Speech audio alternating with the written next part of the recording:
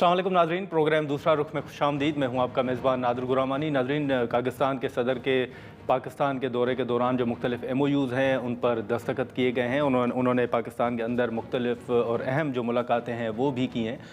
बैनुल अक़वामी सतह पर इस वक्त अगर जो मुख्तलिफ़ और अहम डेवलपमेंट्स सामने आ रही हैं, इससे हट के भी ईरान और अमेरिका के दरमियान जो मामला था उस हवाले से भी मुज़ाकरात के हवाले से जो ख़बरें सामने आईं, पाकिस्तान को दावत दी गई और पाकिस्तान ने वो दावत कबूल भी कर ली है। फिर अगर बात करें मुल्क के अंदर जो सियासी मामलात हैं और ख़ास तौर पर जो PTI के साथ मुज़ाकरात का मामला है वो अभी तक आगे बढ़ते हुए नज़र नहीं आ रहा। हाल ही में हमने देखा कि PTI ने अपने तहफ़्फ़ुज़ात का इज़हार किया और जो अपोजिशन लीडर हैं महमूद खान अचकज़ई साहब, उन्होंने वज़ीर आज़म को ख़त भी लिखा इमरान खान की सेहत के हवाले से। अब ये भी ख़बरें सामने आ रही हैं कि वज़ीर आज़म जल्द अपोजिशन लीडर महमूद खान अचकज़ई साहब से मुलाकात करेंगे। फिर 8 फरवरी को PTI ने जो एहतजाज की कॉल दे रखी है और इसी के साथ साथ मौलाना फजल रहमान साहब के भी अपने तहफ़्फ़ुज़ात हैं वो इंतखाबात के हवाले से, मैंडेट के हवाले से, और उन्होंने भी जो है वो एहतजाज की कॉल दे रखी है।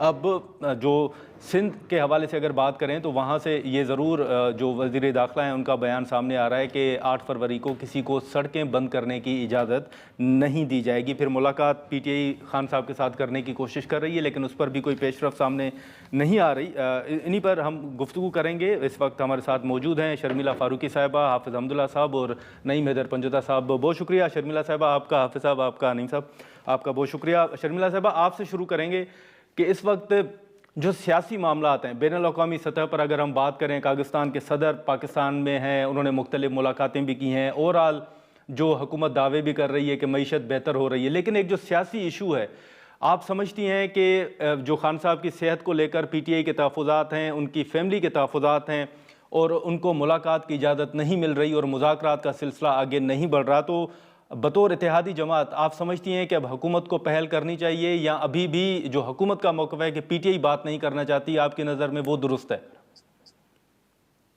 जी, बहुत शुक्रिया। देखिए, पहले तो मैं इस बात से बिल्कुल इत्तेफ़ाक नहीं करती कि इमरान ख़ान की मुलाकात या उनके मौलिद से उनकी मुलाकात कोई सियासी मसला है या कोई ऐसा मसला है जिसके ठीक ऊपर है। हम बैठ के उसके ऊपर डिस्कशन करें। मैं हमेशा एक बात कहती हूँ कि कोई जी। भी शख्स या शख्सियत पाकिस्तान की सालमियत या बक़ा से बढ़कर नहीं है। और इस वक़्त जो पाकिस्तान में अंदरूनी चैलेंजेज़ हैं, जिस तरीके से दहशतगर्दी की आग में खैबर पख्तूनख्वा जल रहा है, बलूचिस्तान, अब आप देखिए कि जिस जिस कदर हमले हाँ, हुए हैं और जिस कदर दहशतगर्द मारे गए हैं, ये एक बहुत ही एक चैलेंजिंग इश्यू है पूरे बिल्कुल। पाकिस्तान के हवाले से। इसी तरीके से आप ये देखिए कि जो ईरान के ठीक है। मामलात हैं अमेरिका के साथ, और आज हमने खबर सुनी है कि जो ईरान है वो इस्तांबुल में बैठना नहीं चाह रहा, वो चाह रहा है कि ओमान में बैठा जाए। पाकिस्तान को एक सालिसी की हैसियत से वहाँ पर बुलाया गया है ताकि डी एस्केलेशन हाँ, हो। दावत दी तो गई। ऐसे मामलात के अंदर जी। मैं समझती हूँ इमरान खान की मुलाकात हो या ना हो, दैट इज़ नॉट इम्पोर्टेंट। मुल्क में पॉलिटिकल स्टेबिलिटी आनी चाहिए और अच्छा। इस हवाले से जो सिक्योरिटी हालात हैं, जो अंदरूनी और बैरूनी, उस पे हम सबको एक पेज पे होना चाहिए। अभी कल परसों होना ही चाहिए। कौमी असम्बली के फ्लोर के ऊपर जो एक डिस्कशन हुई है बलूचिस्तान के हालात के हवाले से और एक करारदाद पास हुई है, उसमें सबका यही मौक़िफ़ था जी। कि आप सिक्योरिटी के मामलात पे और इन इश्यूज़ के ऊपर एक पेज पे हों। दिस इज़ वेरी इम्पोर्टेंट कि अगर आपके मुल्क जी। में सिक्योरिटी के हालात इस हद तक पहुँच चुके हैं, वहाँ पर फिर सियासी इख्तलाफ़ात ये मायने नहीं रखते। इस वक़्त जो चीज़ मायने रखती है मायने वो नहीं ये रखते, है कि ठीक है। आपने एक-दूसरे का साथ देना है और इस मुल्क से दहशतगर्दी का ख़ात्मा करना है। और उस हवाले से पूरी कौम ठीक की है। जो ख़्वाहिशात हैं और जो दुआएँ हैं वो अपनी मसल्लह हाँ, फ़ौज के साथ होनी चाहिए। ठीक है, बिल्कुल। लेकिन हाफ़िज़ साहब, ये जो शर्मिला साहिबा ने जैसे फ़रमाया कि सियासी जो मामलात हैं वो कोई मायने नहीं रखते, जो बैनुल अक़वामी सतह पर तब्दीलियाँ हैं या जो मुल्क को दरपेश चैलेंजेज़ हैं वो उनको ज़्यादा अहमियत देनी चाहिए और सबको साथ होना चाहिए। आप देख रहे हैं सियासी इस्तेहकाम वाक़ई इस वक्त जो कहा जा रहा है वो नहीं है और वो या वो आपकी नज़र में वो भी जैसे शर्मिला साहिबा ने कहा वो कोई मायना नहीं रखता? ये देखिए बिस्मिल्लाहिर्रहमानिर्रहीम, बुनियादी तौर पर बात यह है, जब घर में इंतशार हो, घर के अंदर हाथापाई हो, हाँ। एक दूसरे के गले हमने पकड़े हैं, तो आप बैरूनी क़ुव्वतों का मुकाबला कैसे करेंगे और कौम में वहदत कैसे आएगी? یونٹی کیسے آئے گی؟ پہلے آپ اپنے ملک کے اندر ایک ایسا ماحول پیدا کریں تاکہ اعتماد کا فقدان ختم ہو جائے، ایک دوسرے پر اعتماد آ جائے۔ باوجود اس کے کہ اعتماد کا فقدان ہے، حکومتی پارٹیوں، ٹھیک ہے، حکومت کی حکمت عملی، ان کی طرز حکمرانی اور اپوزیشن جماعتوں کے درمیان سب سے پہلے جمعیت علماء اسلام اس پارلیمنٹ کی جو نمائندگی ہے اس پر معترض ہے۔ وہ کہتے ہیں کہ یہ اکثریت جیلی بھی ہے اور جبری بھی ہے، اور یہ حکومت جیلی بھی ہے اور جبری بھی ہے، اور یہ حکومت اپنی مرضی اور عوام کے ووٹ کے نتیجے میں نہیں، یہ طاقت، پیسہ اور ڈنڈا سر لیکن اس کے بل پر یہ پارلیمنٹ وجود میں آیا ہے، خواہ صوبوں میں ہو خواہ وفاق میں ہو۔ تو جب میرا کنسرن یہ ہے، میری تحفظات اور آج کی نہیں ہے، روز اول سے ہے، اب ملک میں سیکورٹی بحران ہے، ایشو بلوچستان کا ہے، خیبر پختونخوا کا ہے، وہاں بدامنی ہے۔ کیا پوری قوم ایک پیج پر ہے؟ نہیں ہے۔ اگر آپ یہ سمجھتے ہیں کہ قرارداد ہم نے پاس کی، کتنی قراردادیں آپ نے پاس کی؟ آپ خیبر پختونخوا کی حکومت کی ورژن سنیے، وہ کیا کہہ رہا ہے۔ آپ خیبر پختونخوا کی اس قرارداد کو سامنے لائے۔ خیبر پختونخوا ایک اکائی ہے، اس میں تمام سیاسی جماعتیں اسمبلی میں ایک قومی جرگے کی طرح بیٹھ کے انہوں نے ایک قرارداد پاس کیا اور وفاق کے حوالے کیا۔ اب وفاق اس قرارداد کو سامنے رکھ کر اس پر ڈسکشن کرے 3 دن 5 دن تاکہ یونٹی آ جائے۔ جب تک یہ یونٹی نہ ہو تو سیکورٹی بحران تو جاری رہے گی۔ اسی طرح بلوچستان کی جو جنون قیادت ہے، جب بلوچستان میں صورتحال مخدوش ہے، بلوچستان کے لوگ لاشیں اٹھا رہے ہیں، عام شہریوں کی صورت میں بھی، فورسز کی صورت میں بھی، اور دہشت گردی کی حمایت کوئی بھی نہیں کر سکتا، نہ بارود کی حمایت کریں گے، نہ گولی کی حمایت کریں گے، نہ مار داڑ اور دنگا فساد کی حمایت کریں گے۔ لیکن سوال یہ ہے کہ کیا مصنوعی قیادت کے ذریعے آپ معیشت کو بحال کر سکیں گے، یا سیکورٹی کو بحال کر سکیں گے، یا سیاسی استحکام آئے گی؟ تو لہٰذا یہ ضروری ہے۔ دوسری بات یہ، بے شک ایران اور امریکہ کے درمیان ہم نے ثالثی کا کردار ادا کرنا ہے، سنبول میں بیٹھنا ہے یا عمان میں بیٹھنا ہے، کہاں ہم نے بیٹھنا ہے، وہ بات بالکل صحیح ہے۔ لیکن اس پوری صورتحال میں جب ہم کہتے ہیں کہ اسرائیل بلوچستان میں مداخلت کر رہا ہے، انڈیا بلوچستان میں مداخلت کر رہا ہے، اور نام افغانستان کے لیا جا رہا ہے کہ اس راستے سے، تو جب اسرائیل ایران میں وہ پنجے گاڑ دیں گے تو سب سے زیادہ نقصان کس کو ہوگا؟ لیکن سر افغانستان کی بھی انوالومنٹ تو ہے۔ میں عرض کر رہا ہوں نا سر، لیکن بلوچستان کی صورتحال پر 20 سال سے نہیں، 48 سے ہم سن رہے ہیں بلوچستان میں یہی صورتحال ہے، بلوچستان جل رہا ہے۔ یہ جو صورتحال ہے بلوچستان کی، اس پر ہم بات کریں گے۔ نعیم صاحب، سب سے پہلے تو یہ جو وزیر اعظم صاحب کی ملاقات کے حوالے سے خبریں آ رہی ہیں محمود خان اچکزئی صاحب کے حوالے سے کہ معاملات کو آگے بڑھایا جائے، کوئی اس حوالے سے کنفرم کریں گے کہ واقعی یہ درست خبریں ہیں، کوئی رابطہ ہوا ہے پی ایم ہاؤس کی جانب سے؟ بہت شکریہ، بڑی نوازش آپ نے موقع دیا۔ دیکھیں، ملاقات ایک روٹین کا معاملہ ہے، اور دوسری طرف آپ دیکھیں جس کو یہ تاثر دینے کی کوشش کی جا رہی ہے کہ شاید کوئی بیک ڈور پر یا کوئی مذاکرات کا ماحول بن چکا ہے، تو ماحول تو کہیں پر ایسا نظر نہیں آ رہا۔ ٹھیک ہے، آپ دیکھیں کہ خان صاحب تک ان کے ڈاکٹرز کی رسائی جو ہے وہ نہیں دی جا رہی، ان کا پراپر ٹریٹمنٹ نہیں کیا جا رہا۔ کل بھی فیملی کے ہمراہ مڈیالہ جیل کے باہر بیٹھے رہے اور رات 1 بجے تک وہ دھرنا جاری رہا۔ کسی ایک فرد کی خان صاحب سے ملاقات نہیں ہو سکی، نہ بہنوں کی، نہ وکلاء کی۔ بشرا بی بی صاحبہ سے ان کی فیملی کی ملاقات ہوئی، اور انہوں نے اس بات کو کنفرم کیا جو اسداللہ صاحب نے خبر دی تھی کہ خان صاحب کی واقعی آنکھ کے اندر مسئلہ تھا، ان کی آنکھ کے انہیں دھندلا دکھائی دے رہا تھا۔ انہوں نے شکایت کی جس پر توجہ نہیں دی گئی، اور پھر بعد میں ایک ایسا جونیئر ڈاکٹر بھجوا دیا گیا جس نے کہا کہ میرے بس سے باہر ہے بات، اور پھر پیمز کی ٹیم گئی، انہوں نے جا کر کہا کہ یہاں تو علاج ہو ہی نہیں سکتا، ان کو تو لے جانا پڑے گا پیمز ہاسپٹل کے اندر۔ یعنی سابق ایک عمران خان ایک قیدی تو ہے ہی ہیں، سیاسی قیدی ہیں، لیکن وہ اس ملک کے سابق وزیر اعظم ہیں، 8 فروری کو عوام نے ان کو ووٹ دیا ہے، وہ پوری قوم کے لیڈر ہیں، ایک سب سے بڑی جماعت کے سربراہ ہیں۔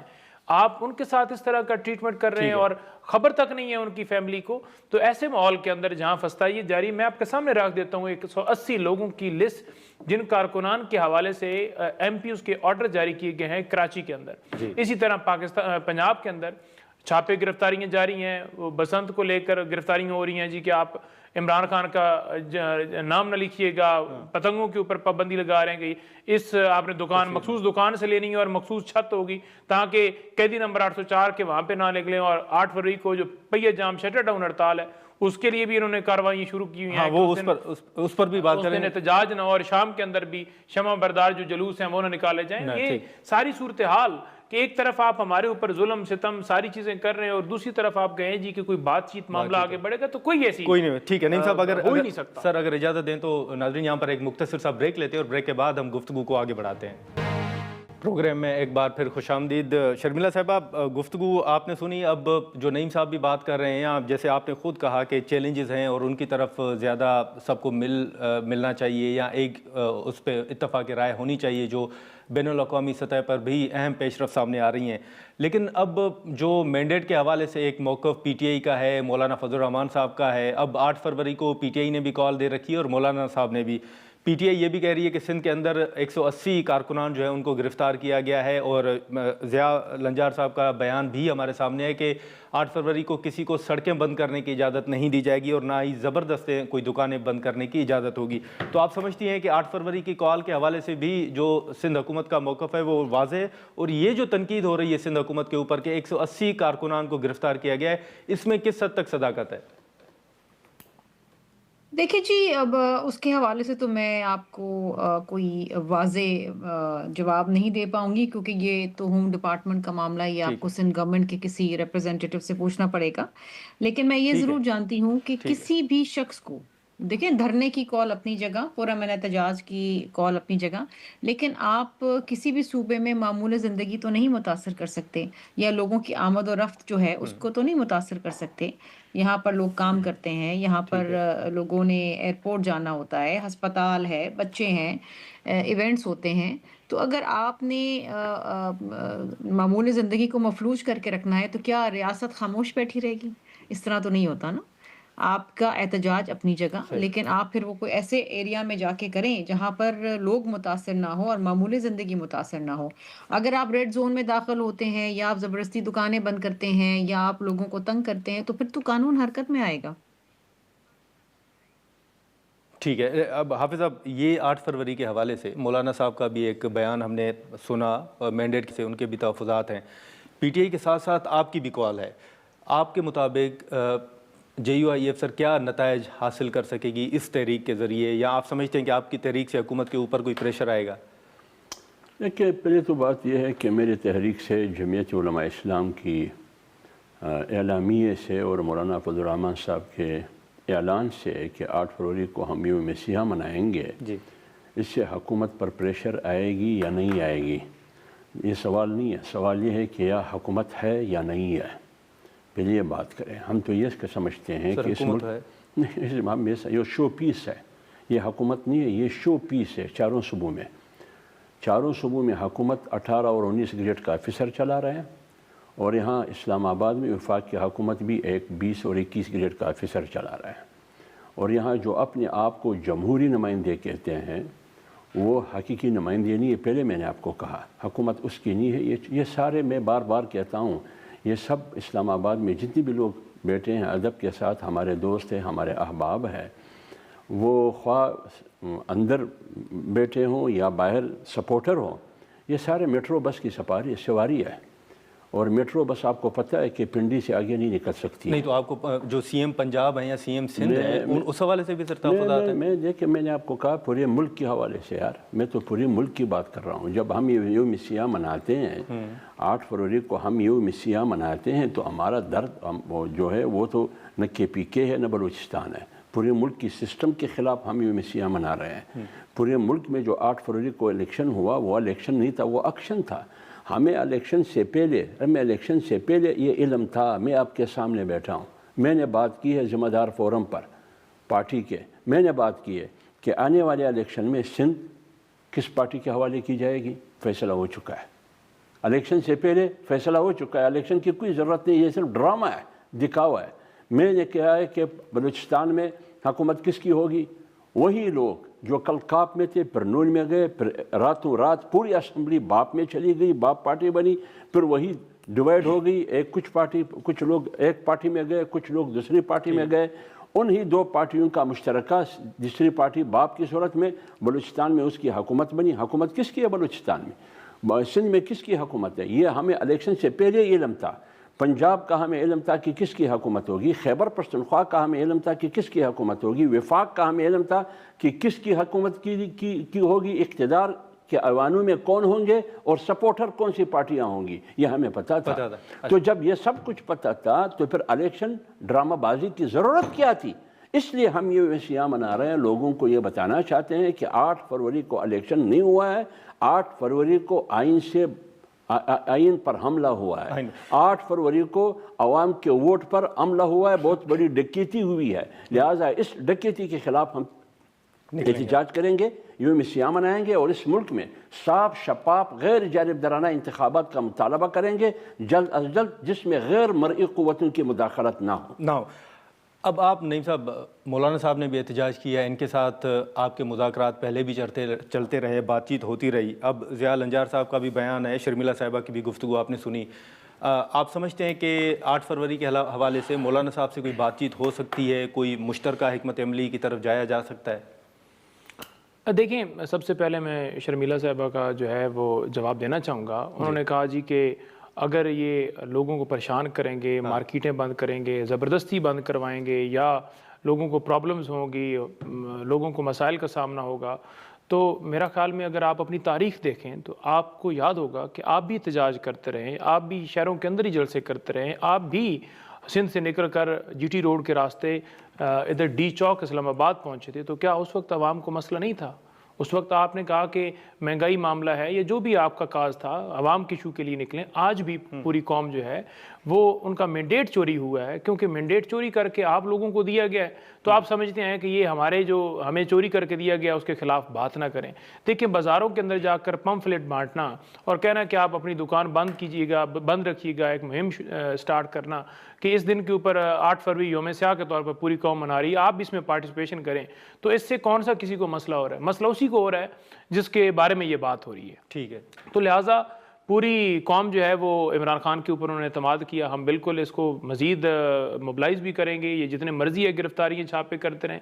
انہوں نے سی ایم کے دورے کے اوپر بھی یہی کیا، جمہوریت کا ادھر لیکچر دینا، ہم ویلکم کرنے کے لیے جا رہے ہیں، جی ویلکم ہوا، پگڑی پہنائی جو پہناتے ہیں اجرک، اس کے بعد جی وہ ٹوپی، سندھی ٹوپی پہنائی، اور پھر اس کے بعد آپ نے دیکھا کہ وہ کیسے سندھی ٹوپی اتاری بھی گئی اور کیسے اجرک بھی واپس لی گئی، وہاں جیسے جلسے کی اجازت نہیں دی گئی اور جیسے وہاں لوگوں کے اوپر لاٹھی چارج وہ تو وہ کہہ رہے ہیں نا کہ جو معاہدہ تھا آپ نے اس کی خلاف ورزی کی۔ کیا معاہدہ تھا جی؟ کہ کہاں پہ احتجاج کرنا ہے، کہاں پر جلسہ کرنا ہے؟ نہیں دیکھیں، معاہدہ انہوں نے خود کہا تھا کہ آپ وہاں جلسہ کر لیجیے، اور وہ مینار پاکستان جو قائد اعظم کا مزار ہے اس کے اندر نہیں تھا، اس کے سامنے تھا، جہاں پر پیپلز پارٹی بھی، پی ٹی آئی بھی اس سے پہلے کرتی رہی ہے، اس میں کوئی گدگر نہیں تھا۔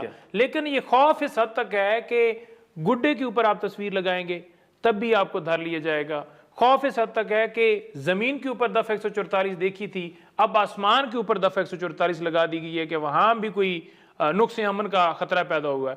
خوف اس حد تک ہے کہ آپ نے عمران خان کے گانے پہ پابندی لگانی تھی تو 300 گانوں کی آپ نے لسٹ شائع کر دی کہ یہ بیہودہ گانے ہیں۔ بھائی عمران خان والا جو گانا ہے اس کے اندر کیا بیہودگی ہے؟ ناقدہ کوکا بتائیں نا۔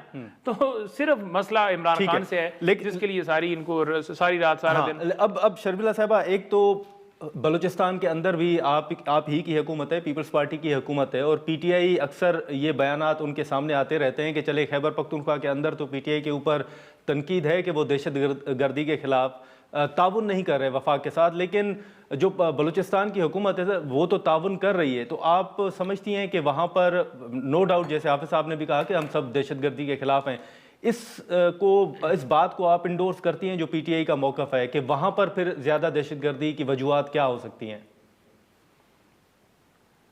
دیکھیں جی، بلوچستان کے اندر تو ہمیں یہ معلوم ہے کہ بیرون ملک کی مداخلت ہے اور انٹرفیئرنس ہے، اور اس کے شواہد بھی موجود ہیں ہماری لا انفورسمنٹ ایجنسیز کے پاس۔ وہاں تو براہ راست انڈیا کی مداخلت ہے۔ میں پراکسی اس لیے نہیں کہوں گی کیونکہ انڈیا اگر افغانستان کو بھی استعمال کر رہا ہے یا بلوچستان کے غیور لوگوں کو استعمال کر رہا ہے، گمراہ کر رہا ہے، تو یہ باقاعدہ ایک پاکستان کو ڈیسٹیبلائز کرنے کی ایک سازش ہے جو آپ اپنے دشمن ملک سے ایکسپیکٹ کر سکتے ہیں. سو وہاں تو معاملات کچھ ایسے ہی. آپ نے جعفر ایکسپریس کا بھی سانحہ دیکھا، اور ابھی بھی جو دہشت گردی کے واقعات ہوئے ایک دن میں 12 لوکیشنز کے اوپر، اور 100 سے زیادہ دہشت گرد مارے گئے.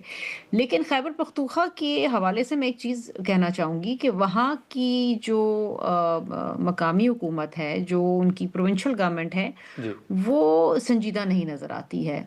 گفتگو اگر ہوتی ہے پی ٹی آئی سے تو یہی ہوتی ہے عمران خان سے ملاقات، عمران خان کے معالجی، عمران خان کی بہنوں سے ملاقات.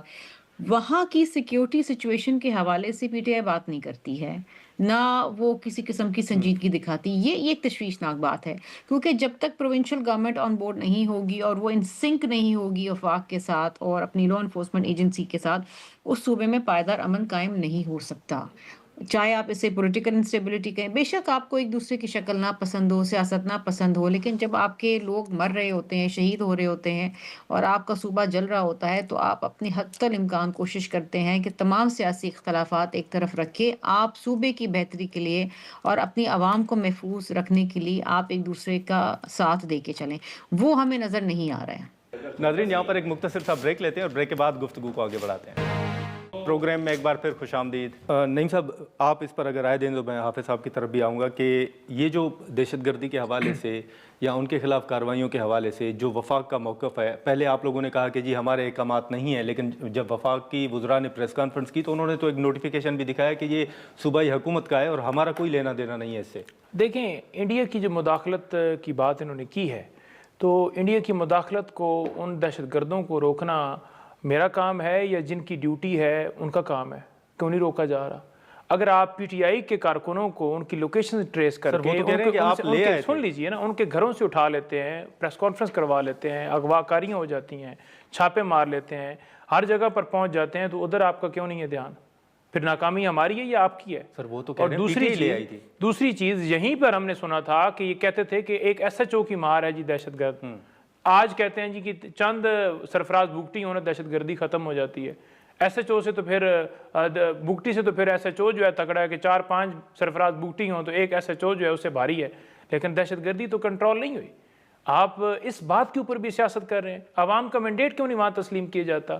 جو مریم نواز جاتی تھی، جو پیپلز پارٹی کے رہنما وہاں جاتے تھے بلوچستان کے اندر اور کھڑے ہو کے کہتے تھے کہ یہاں لوگوں کو اٹھا لیا جاتا ہے، لوگوں کے بھائیوں کو اٹھا لیا جاتا ہے، بچوں کو اٹھا لیا جاتا ہے، پھر ان کی لاشیں ملتی ہیں. آج آپ کا موقف بدل گیا. اس وقت آپ کہتے تھے وسائل کا معاملہ ہے، قبضے کا معاملہ ہے، لوگوں کی رائے دبائی جاتی ہے. آج موقف آپ کا اور ہو گیا. تو مسئلہ ہی صرف یہ ہے کہ آپ صرف سیاست کر رہے ہیں دہشت گردی والے معاملے کے اوپر بھی. جو آپ کو پالیسی ملے گی کہ آپ نے جا کر ٹی وی کے اوپر بیان کرنی ہے، پریس کانفرنس کرنی ہے، بس آپ کو فارم 47 تھمایا ہوئے. اگر آپ اوپر نیچے ہوئے تو ایسا نہ ہو کہ یہ چینج ہے. تو حافظ صاحب، آپ سر کس کے موقف کے ساتھ کھڑے ہیں؟ خیبر پختونخوا کے اندر جو پی ٹی آئی کا موقف ہے، بلوچستان کا موقف ہے، اور جو وفاق بات کر رہا ہے، آپ کس موقف کے ساتھ کھڑے ہیں؟ دیکھیے میری بات سنیے. جمعیت علماء اسلام کا اصولی طور پر فیصلہ یہ ہے اور پالیسی یہ ہے کہ مسائل طاقت کے ذریعے حل نہیں ہو سکتے. میں آپ کی پڑوس میں 20 سال امریکہ 50 ممالک کی نیٹو کے نام سے سرپرستی کرتے رہے. آخر دوحہ میں مذاکرات ہوئے نا.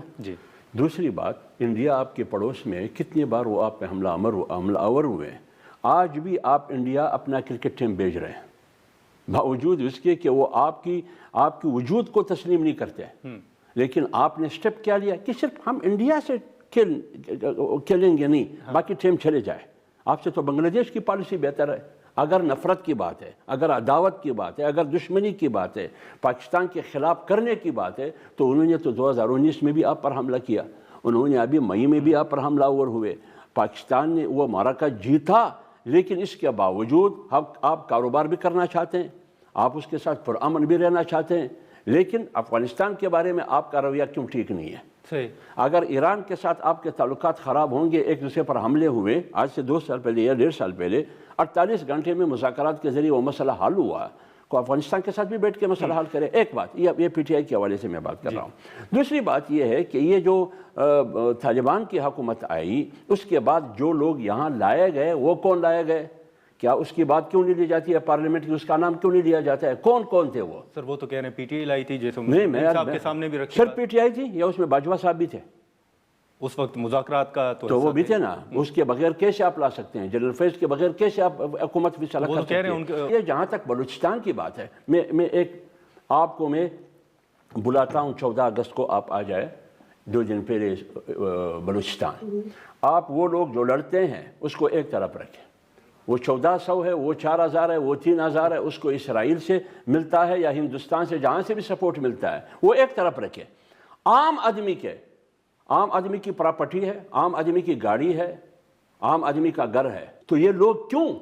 ये इस वजह से कि आम लोगों की और हमारी रियासत के दरमियान एतमाद का फुकदान है। चले दूसरी बात यह है कि यहाँ तक फुकदान है कि एहसास मालूमी, तो क्या एहसास गुलामी के लोग शिकार हैं। जो आप कहते हैं जो पाकिस्तान के साथ खड़े नहीं है, वो इधर इस्लामाबाद में आए, वो आपसे इंसाफ मांग रहे थे, वो कोर्ट से इंसाफ मांग रहे थे, वो अदालत से इंसाफ मांग रहे थे। आपने उस पर शेलिंग की, आपने उस पर वाटर कैनन के जरिए पानी फेंके।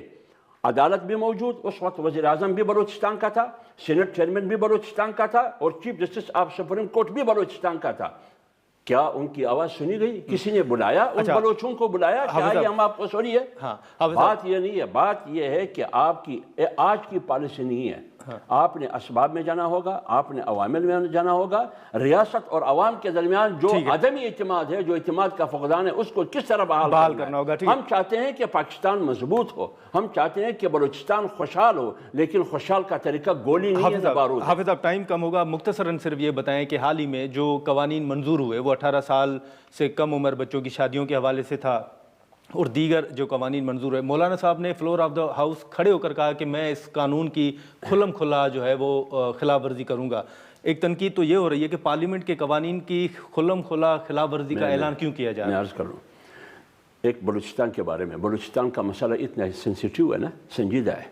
तो पार्लियामेंट में 2 दिन बाद मुबासा हुआ, न वज़ीर दाखिला आया, न वज़ीर आज़म आया, और न किसी और पार्टी की लीडरशिप, मरकज़ी लीडरशिप आई। एक बात। दूसरी बात ये, जहाँ तक आपने 18 साल की बात की, मुझे बताइए, ये इस्लामी पाकिस्तान है? एक, इस आइन में ये लिखा है कि पाकिस्तान का दीन व मज़हब इस्लाम है।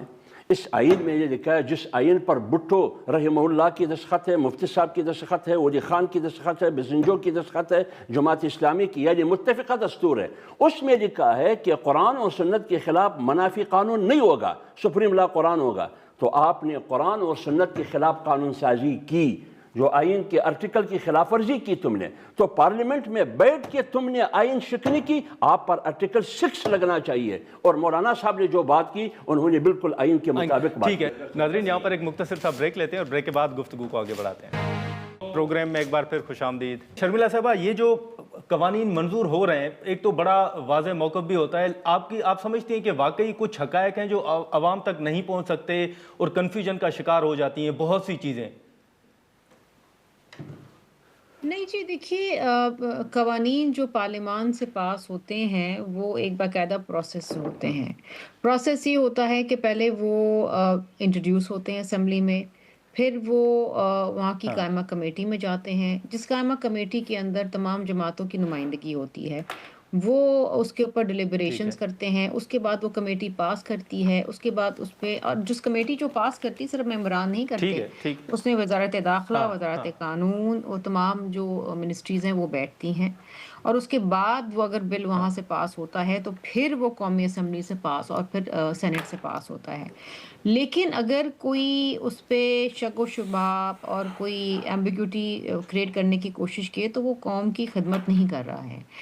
कवानीन आवाम की बेहतरी के लिए होते हैं। कवानीन जो है वक्त और हालात और मामलात और ज़रूरियात के मुताबिक तब्दील भी होते हैं, उनमें तरमीम भी लाई जाती हैं। और the only constant thing is change. हम मुस्तकिल एक चेंज कर रहे हैं और बेहतरी की तरफ। हमसे पहली जो जनरेशन थी उनके अलग मसाइल थे, हमारे अलग मसाइल हैं, हमसे आने वाली जनरेशन के अलग मसाइल होंगे। हमें एक ऐसे नज़रिए से देखना चाहिए चीज़ों को जहां हम अपनी बोसीदा रवायतों में फंस के ना रह जाएं। हम लोगों के लिए, आवाम के लिए, बिलखुसूस ख़वातीन और बच्चों के लिए बेहतरी सोचें और बेहतरी लाएं और लाने की कोशिश भी करें। कोशिश करें। चलें, ठीक है। नईम साहब, एक आखिरी सवाल होगा कि टाइम कम होगा। देखिए मेरी बात सुनिए, कुरान बोसीदा कानून नहीं है, पैगम्बर अलैहिस्सलातु वस्सलाम की रिवायत बोसीदा कानून नहीं है। قرآن اور سنت اللہ کی طرف سے، کیونکہ پیغمبر علیہ الصلوۃ والسلام جو کچھ کہتے ہیں وہ وہی خفی ہے، اللہ کی طرف سے ہے۔ تو جب آپ قرآن اور سنت کے خلاف قانون سازی کریں گے، کیا آپ قرآن اللہ تعالیٰ سے اور رسول اللہ صلی اللہ علیہ وسلم سے بہت بڑھ کر آگے ہیں؟ آپ کی عقل، میری عرض سنیے نا، میری عرض سنیے، انسان کو اللہ نے بنایا ہے، اس کی اصلاح کے لیے قیامت تک اللہ تعالیٰ نے ایک دستور، ایک گائیڈ بک دیا ہے جو کہ قرآن ہے۔ ٹھیک ہے سر، اگر آپ گاڑی کو ٹوٹا کمپنی کی گائیڈ بک کے ذریعے آپ گاڑی چلاتے ہیں تو پھر ریڈیٹر میں فیول ڈال دیں اور ٹنکی میں ڈیزل ڈال دیں، پھر چلاؤ کیسے چلاتے ہیں؟ ایک آخری سوال کے سر، یہ جو پرائم منسٹر صاحب کے ساتھ ملاقات ہوئی، اب اس میں سیم صاحب نے کہا کہ کوئی خان صاحب کا ذکر نہیں ہوا، تو آپ سمجھتے ہیں کہ جیسے شروع میں آپ نے اس پر بات بھی کی، آپ سمجھتے ہیں کہ ایک تو 28ویں آئینی ترمیم کے حوالے سے بتائیے گا کہ کیا پی ٹی آئی کے پاس کوئی انفارمیشن ہے جو رانا ثناء اللہ صاحب بات کر رہے ہیں، اور دوسرا اگر پی ٹی آئی مذاکرات نہیں کر رہی تو سی ایم صاحب بطور وزیر اعلیٰ وہ پرائم منسٹر صاحب کے ساتھ ملاقاتوں کا سلسلہ جاری رکھیں گے؟ جی شرمیلا صاحبہ، اگر مختصراً آپ جواب دے دیں۔ نعیم صاحب دیکھیں بہت ضروری ہے، نہیں دیکھیں غلط بیانی، پہلی بات یہ ہے کہ پاکستان کا پارلیمان کوئی قانون قرآن اور سنت کے خلاف پاس کر ہی نہیں سکتا، نہ خدا نہ خواستہ ہم ایسا سوچ سکتے ہیں، تو یہ کہنا ہی میں سمجھتی ہوں کہ بہت بڑی غلط بات ہے جو اس وقت کی گئی ہے۔ دوسری چیز یہ ہے، قرآن اور سنت میں کہیں نہیں لکھا کہ آپ اپنی خواتین اور بچیوں کے ساتھ زیادتی کریں۔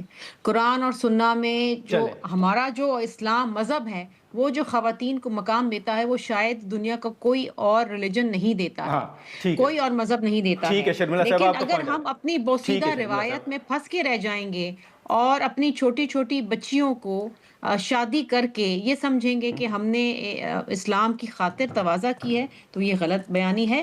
شادی ایک کانٹریکٹ ہے دو ایڈلٹس میں، اور ایڈلٹس بالکل آپ کا پوائنٹ آگے۔ جی نہیں صاحب، آپ میں اس پہ یہی کہنا چاہوں گا کہ اگر کوئی یہ کام ٹھیک بھی کرے نا، فار ایگزامپل کہ یہ قانون سازی انہوں نے بڑی زبردست کی ہے، تو پارلیمنٹ کا مطلب کیا ہوتا ہے؟ پارلیمنٹ کا مطلب یہ ہوتا ہے کہ وہاں عوام کے نمائندے ہیں جنہوں نے ریپرزنٹیشن کرنی ہے، جنہوں نے عوام کی رائے کو جو ہے وہ آگے قانون سازی کرنی ہے یا جو طریقہ کار اڈاپٹ کرنا ہے۔ تو یہ عوام کی نمائندہ اسمبلی نہیں ہے، ان کو تو کوئی اختیار نہیں ہے، یہ تو سارے فارورڈڈ ایز ریسیوڈ والے ہیں، ان کو تو بھیجا جاتا ہے اور کہا جاتا ہے جی کہ بس مسودہ بھی ملا ہے، وہ ابھی ہم پاس کرنے لگے ہیں اور آپ کے سامنے پیش ہو گیا۔ چلیں ٹھیک ہے، نعیم صاحب آپ کا، حافظ صاحب آپ کا، شرمیلا صاحب آپ کا بہت شکریہ۔ ناظرین، گفتگو آپ نے سنی، آج کے پروگرام میں اتنا ہی، اجازت دیجیے، اللہ حافظ۔